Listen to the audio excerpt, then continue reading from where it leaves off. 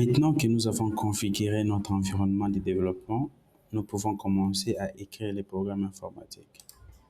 Donc, je vais effacer les codes de la vidéo précédente pour rester avec un fichier vide comme ça. Alors, vous allez remarquer que lorsqu'on ouvre les terminals ici, je vais fermer ça. Lorsque je viens ici, que j'ouvre les terminals nous amènent directement dans les dossiers où se trouve notre fichier, où se trouve notre programme. Par exemple, si je viens ici dans File et puis Open Folder pour ouvrir un dossier, vous voyez, je sélectionne les dossiers cours Python, les dossiers que nous avons créés précédemment. Lorsque je sélectionne ces dossiers, VS Code ouvre directement les dossiers dans l'éditeur de texte comme ça. Et lorsqu'on ouvre les terminals s'ouvrent directement dans les dossiers où se trouve notre fichier main.py ici. OK? Ce qui va nous permettre d'appeler Python pour exécuter notre programme qui se trouve ici. Donc ici, par exemple, je peux venir, je tape Python et puis j'appelle directement les fichiers parce que dans le terminal ici, je me trouve dans le même dossier que mon fichier Py. Parce que dans le terminal ici, je me trouve dans le même dossier que mon fichier main.py. Donc si je tape Python espace main.py, je serai à mesure d'exécuter mon programme. Vous remarquez que la console n'affiche rien, c'est parce que mon programme est vide. Mon fichier ne contient pas de code. Alors en Python, un fichier vide, un programme qui n'a pas de code, est un programme correct. Dans d'autres langages de programmation comme Dart ou Java, un fichier vide est une erreur parce que dans ces programmes, il y a des codes que vous devez écrire au préalable pour que votre programme soit exécutable. En Dart, par exemple, vous devez commencer votre programme par la fonction main, qui est la fonction d'entrée d'un programme informatique. Mais en Python, même si votre programme ne contient pas de code, ça reste quand même un programme correct. Alors, pour commencer à écrire les programmes, nous ne pouvons pas nous mettre à écrire n'importe quoi. Vous voyez, il y a des règles que nous devons respecter pour écrire un programme informatique correct. C'est comme par exemple lorsque vous voulez écrire une lettre à une personne, vous devez vous assurer que vous maîtrisez la grammaire avant de commencer à écrire la lettre. Sinon, la personne qui va lire votre lettre ne va rien comprendre. Par exemple, si dans une lettre j'écris je m'appelle Gédéon de cette façon, nous pouvons voir que ça c'est une phrase correcte. Par contre, si j'écris je m'appelle Gédéon sans apostrophe, nous pouvons directement remarquer que ça c'est une erreur. Donc cette phrase n'est pas correcte. OK? Et cette phrase est correcte. La personne qui va lire ma lettre aura du mal à comprendre mon message si j'écris avec beaucoup d'erreurs d'orthographe. De la même façon, lorsque vous écrivez un programme informatique, vous devez vous assurer que vous respectez les règles pour que votre programme soit compréhensible par l'ordinateur.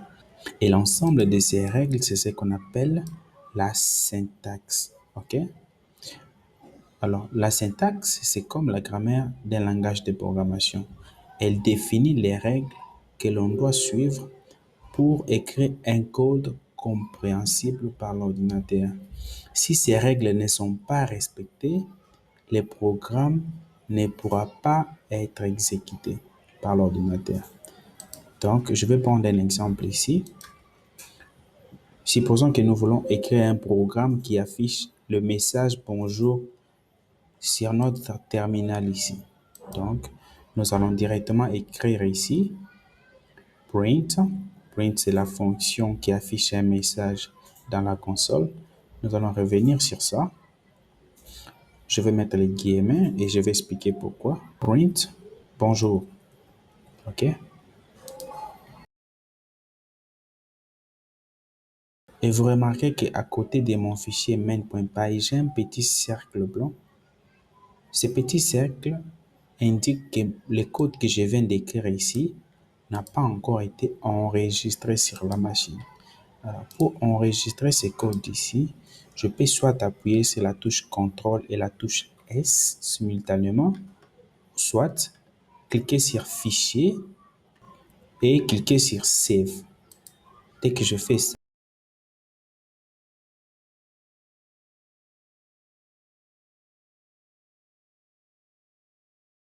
vous voyez que les petits cercles changent, c'est maintenant le symbole de la croix qui est ici. Ok, donc ces symboles indiquent que mon programme a été, ces symboles indiquent que mon code a été sauvegardé sur la machine. Ok, une fois que c'est fait comme ça, je peux maintenant exécuter ce programme. Je peux appeler Python pour que Python exécute mon programme. Donc, je vais venir ici, je vais taper Python, ok, espace. Quel programme je veux que Python exécute? C'est le programme main.py, notre fichier que nous avons créé ici. Donc, je vais appuyer sur Enter. Nous voyons que le message bonjour s'affiche ici. Donc, ici, c'est bonjour. Je vais corriger ici. Je vais relancer mon programme. Et nous voyons que le message bonjour s'affiche ici. OK? Nous avons le message bonjour qui s'affiche ici parce que notre programme ne contient pas d'erreur. OK?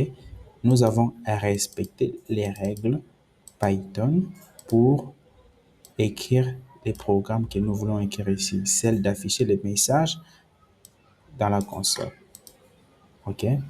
Si par erreur nous effaçons la parenthèse fermante ici, OK, sauvegardons le programme.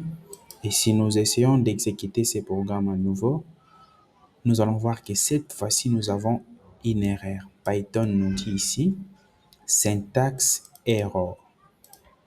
Erreur de syntaxe. Pourquoi? Il nous dit que la parenthèse n'a jamais été fermée. Donc, nous avons ouvert une parenthèse ici que nous n'avons pas fermée. OK? Selon la syntaxe Python, lorsque vous ouvrez une parenthèse, cette parenthèse doit être fermée à la fin, sinon c'est une erreur de syntaxe. Et nous pouvons voir que Python nous indique même où se trouve l'erreur. Il nous dit ici, line 1, donc c'est la première ligne ici, c'est là où se trouve l'erreur. Il nous indique que la parenthèse ici n'a pas été fermée. Si je viens ici, que je ferme la parenthèse, je sauvegarde le programme. Et si j'exécute de nouveau mon programme, je vais voir que l'erreur est partie. Parce que maintenant là, j'ai respecté la syntaxe Python. J'ai ouvert une parenthèse et j'ai fermé cette parenthèse. De la même façon, avec les guillemets ici, comme nous avons les guillemets ouvrants et les guillemets fermants, si je viens effacer les guillemets ici et que j'exécute, donc je commence toujours par sauvegarder, ok? Je sauvegarde. Si je viens exécuter de nouveau mon programme, je vais voir que j'ai syntaxe error, mais ce n'est plus le même message, ok? Ici, le message était que la parenthèse n'a pas été fermée, mais cette fois-ci, le message, c'est chaîne littérale non terminée. Donc, j'ai commencé une chaîne ici, mais je n'ai pas fermé. Donc, j'ai ouvert les guillemets ici, mais je n'ai pas fermé les guillemets à la fin. OK? Donc là, si je corrige l'erreur, que je relance l'exécution de mon programme, nous pouvons voir que l'erreur a disparu. Parce que cette fois-ci, j'ai respecté la syntaxe Python. Donc ça, c'est une erreur que vous allez voir souvent. À chaque fois que vous allez voir syntaxe error, cela voudrait dire que vous avez oublié quelque chose. Vous n'avez pas respecté la syntaxe Python. OK? Vous devez revoir votre code pour corriger les problèmes et continuer